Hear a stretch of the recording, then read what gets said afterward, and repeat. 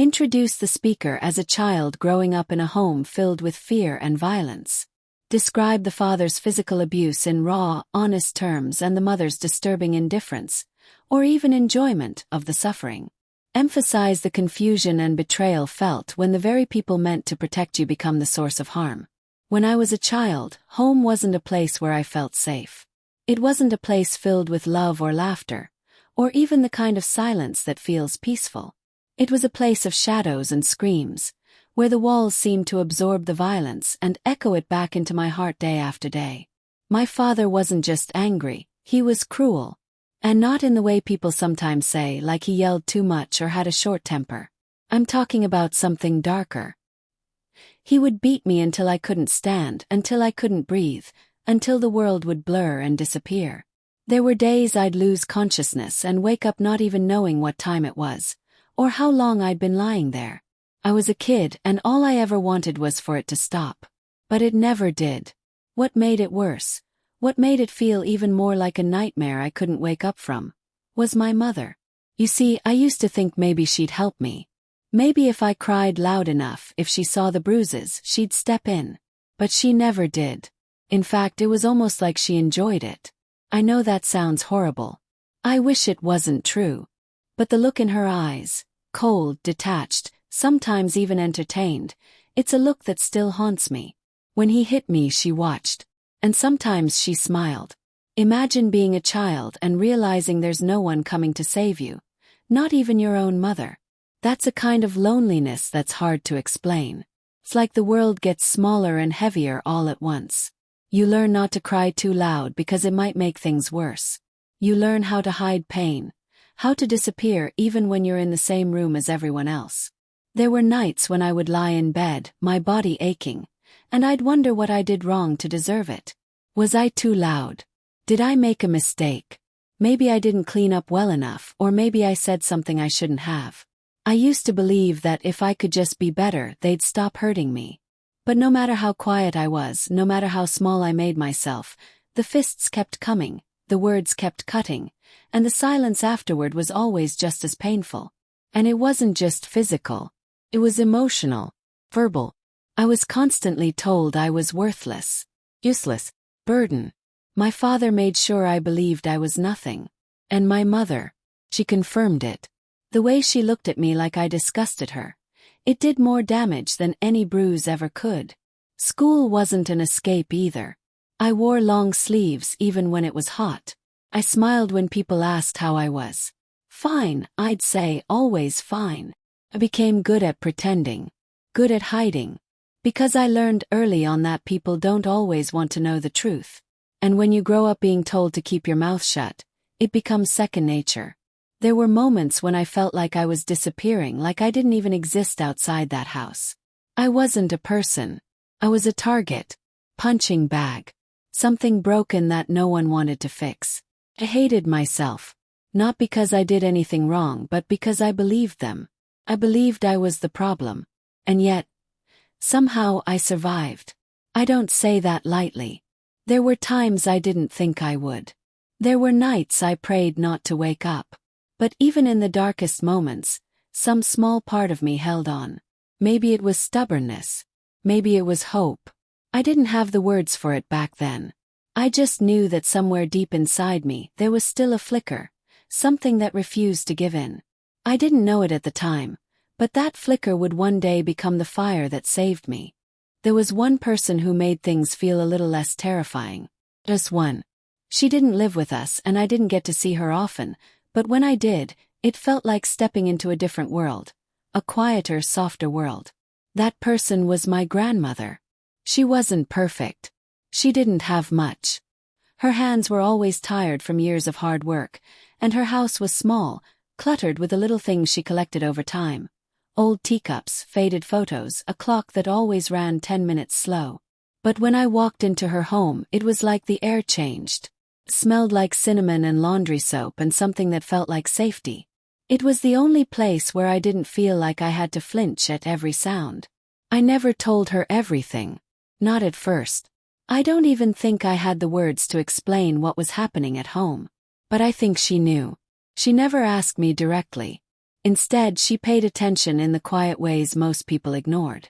She noticed how I jumped when someone dropped something, how I never quite looked anyone in the eyes, how I always seemed to be holding my breath. She'd reach out and gently put a hand on my back, or brush the hair out of my face like I was something fragile, but not broken. She had this way of talking that made me feel human. Like I mattered. Like I wasn't invisible. She called me baby in this soft, trembling voice, like I was still someone worth loving. When she made food, she always gave me the biggest piece. When I sat down beside her, she'd pull my hand into hers and just sit there. No words, no questions, just presence. And that was enough. There's one memory that stayed with me more than any other. I must have been around 9 or 10. I had a black eye, and I told her I fell down the stairs.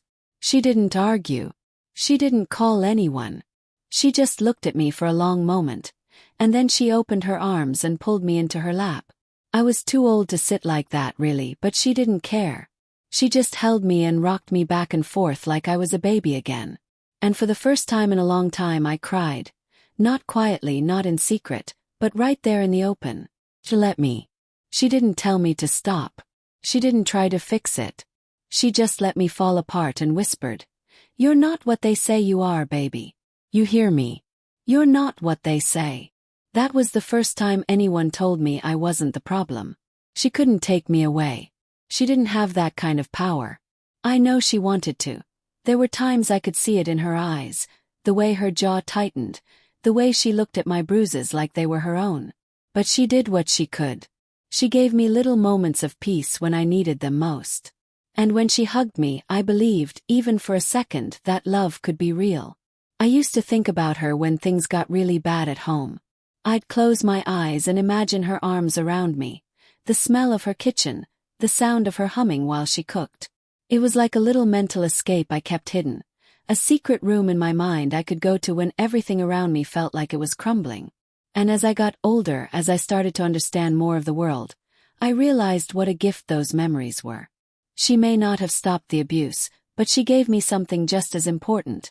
Proof that not all love hurts. That kindness exists. That someone saw me and didn't turn away. I didn't get to have her in my life for long. She passed away when I was still young. But the impact she had never left me. Her voice still echoes in my head sometimes, especially when I start to doubt myself. You're not what they say you are. Those words became my armor. Even now, when things feel overwhelming or dark, I go back to her in my mind.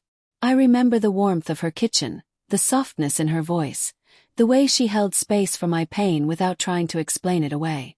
She gave me something no one else did. She gave me a reason to believe that maybe, just maybe, I was worth saving. The bruises faded, eventually. The cuts healed. But what nobody talks about enough is the part that doesn't. What gets left behind when the hitting stops. Because even after the violence ended, even when I was no longer in that house, I carried it all with me. Not in my skin but in my mind. In my body. In how I moved through the world. That's what trauma does.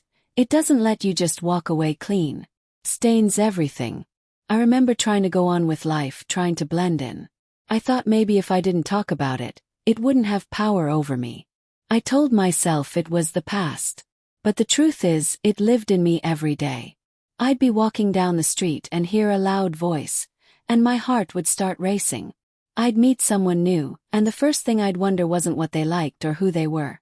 It was whether they had a temper, whether they could hurt me. I couldn't trust anyone, not really.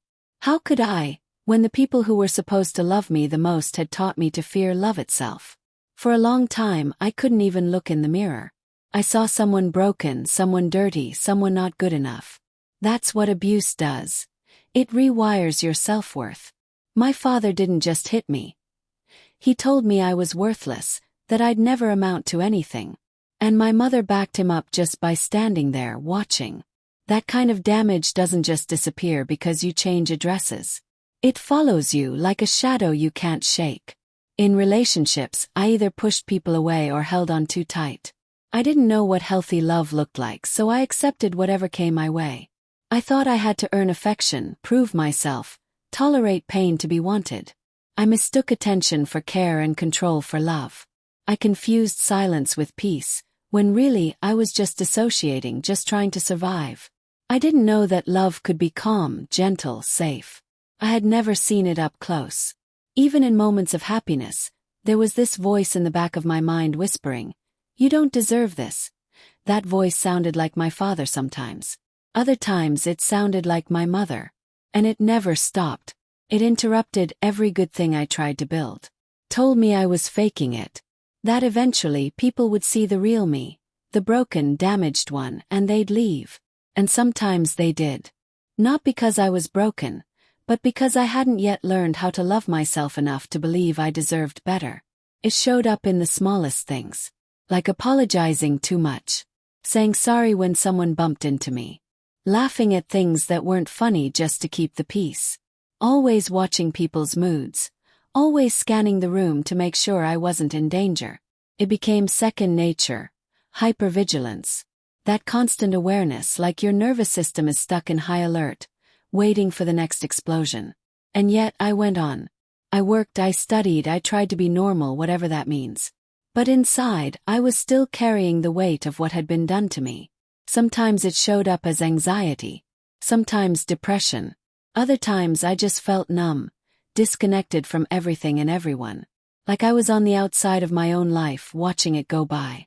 People would tell me, "You're so strong," and I'd smile politely, but what I really wanted to say was, "I'm not strong. I'm surviving." There's a difference. Strength sounds like a choice. Survival feels like a necessity. Like breathing. Like blinking. Like something you do because the alternative isn't an option. But even in that survival mode, I started noticing little cracks in the darkness. Tiny moments that reminded me of something Grandma once told me. That healing doesn't always look like a big, dramatic breakthrough. Sometimes it's just getting out of bed. Sometimes it's choosing not to answer a call from someone who brings you pain. Sometimes it's standing in front of the mirror and not looking away. Healing is slow. It's quiet. It's painful. And it's possible. I wish I could say I'm all better now, that I've figured it all out. But healing isn't a destination. It's a process. Some days I still hear that voice in the back of my head. Some days I still flinch at sudden sounds. But now I also have another voice, the one my grandma planted inside me, the one that tells me you are not what they said you were. That voice is louder now. Has to be. And that's how I knew I was starting to reclaim myself. Not when I stopped hurting, but when I started believing I deserved to heal. There came a point when I realized I couldn't keep going the way I was. Not just emotionally. Physically, spiritually, mentally, I was drained, hollowed out. I had spent years pretending I was okay. Pushing everything down, making excuses for my parents, convincing myself that what happened wasn't that bad. But inside I was crumbling. There's only so long you can carry that much pain before your body starts screaming what your mouth refuses to say. It wasn't one big moment at first. It wasn't a movie scene or a final straw. It was more like a slow unraveling. I remember being in my early teens, sitting alone in my room late at night. The lights were off and the house was quiet, but I wasn't at peace. I was scared. Not of anything specific in that moment. Just scared of everything. I didn't want to be there anymore. Not in that room. Not in that house. Not in that life. It felt like I was trapped in a cycle that would never break, and I couldn't see a way out. But then something shifted. I don't know what made me do it exactly. Maybe it was exhaustion, maybe it was the tiniest flicker of rebellion, but I wrote a letter. Not to anyone. Just to myself. It wasn't long. Just a few lines. I wrote, "You are not what they did to you. This is not the end of your story." It was the first time I had ever separated me from them. The first time I challenged the idea that I was doomed to live out the script they had written for me. After that night I started speaking up, just in small ways. If someone at school asked if I was okay, I wouldn't automatically say, "Fine." Sometimes I'd say, "Not really." I didn't go into detail, but those 2 words were revolutionary for me. I had been silent for so long that even the act of being honest felt like a scream. And it was terrifying. But it was also freeing. Eventually someone noticed. Teacher pulled me aside after class one day. She said, "You look tired," not in a sleepy way. In a life kind of way. I didn't even respond. I just nodded and she didn't push me. She just let me sit in her classroom after school a few times a week. No questions. No expectations. Just space. And in that quiet space, I started realizing that maybe I didn't have to carry everything alone. But the real turning point, the moment that actually shifted the course of my life, came not long after that. I was 16. My father hit me again, and this time I didn't cry. I didn't run. I just stood there, numb, looking straight into his face. And something in me snapped, but not in a destructive way. In a deciding way. I felt the fire that had been buried under years of fear finally reach the surface. I didn't scream. I didn't fight back. I just said one sentence. "You won't touch me again." He laughed at first. My mother did too. But I didn't flinch. I didn't cower. And something about that scared them. Because they knew, whatever control they had, whatever grip they held over me, was slipping. That was the last time he laid a hand on me. It wasn't easy after that. It wasn't like things magically got better. But that one moment, that one sentence, was a line in the sand. I had finally claimed some part of myself. I had finally said no. Not long after, I moved in with a relative who offered me a place to stay. It wasn't perfect. Nothing ever is. But it was away from them. And it gave me the space I needed to start breathing again, to start figuring out who I was when I wasn't just trying to survive. It was around this time that I started revisiting the memory of my grandma more often. Not just as comfort but as a guide. I remembered how she held me without asking me to explain myself. How she saw me without judgment. That memory became a kind of compass, what love should feel like. What I deserved to feel, not just once in a while but always. And as I started piecing myself back together, I kept returning to that letter I wrote years earlier. "You are not what they did to you." That line became my mantra. Every time the past tried to pull me under, every time doubt crept back in, I whispered it to myself like a lifeline. Because the truth is, breaking the cycle isn't one big act of bravery. It's 1,000 small ones. It's telling the truth even when your voice shakes. It's asking for help even when you think you don't deserve it. It's standing up for yourself even when your legs are trembling. And the day I said, "You won't touch me again," was the first time I believed I might actually make it. Healing doesn't come with a map.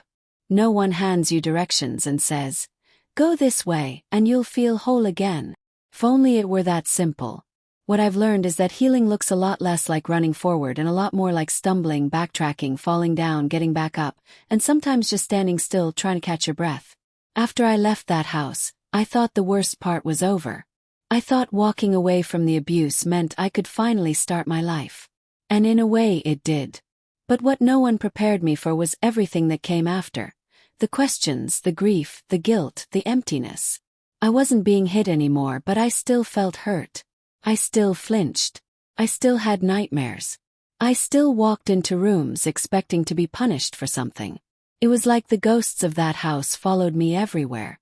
At first I tried to outrun it. I kept myself busy, school, work, anything that distracted me.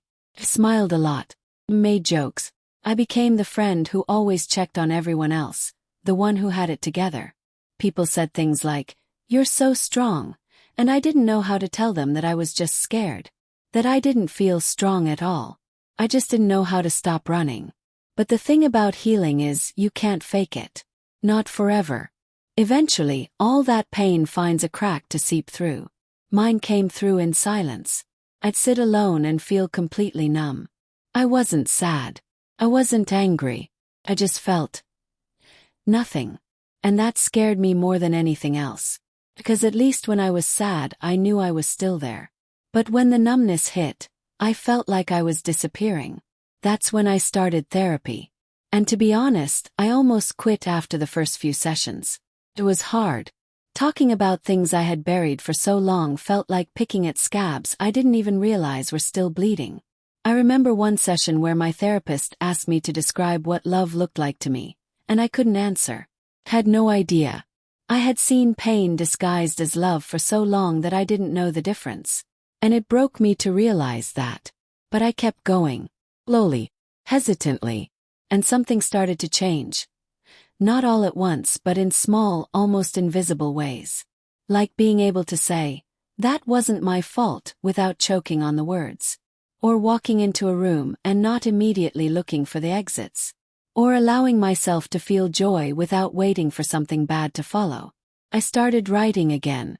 Little things, notes, poems, letters I'd never send. I wrote to my younger self a lot. I told them I was proud of them. I told them they didn't deserve what happened. That they were strong for surviving, and soft for still wanting to love. Those letters became a kind of anchor for me. A way to remind myself that I wasn't that powerless child anymore. I was growing, healing, becoming. And then something beautiful started happening. I began to trust. Carefully at first. With small things. Shared story. A vulnerable conversation. But every time someone responded with kindness instead of judgment, I felt another piece of me come back. It was like I was slowly gathering all the parts of myself that had been scattered and hidden away. There were setbacks, of course. Days when the past felt too close. Nights when I couldn't sleep, when I questioned if I'd ever really be free of it all. But I learned that healing doesn't mean never hurting again. It means knowing that the hurt doesn't own you anymore. That you can feel it and still move forward. That you can remember and still choose peace. The most powerful part of healing for me has been learning how to show up for myself. To be the adult that my child self needed. To speak kindly to myself. To set boundaries. To walk away from anything that looks or feels like the pain I came from. And to believe, truly believe, that I deserve love that is safe, love that holds without hurting, love that doesn't ask me to shrink or disappear. And you know what? I started to feel proud. Not for being perfect, but for continuing. For not giving up. For doing the work no one saw.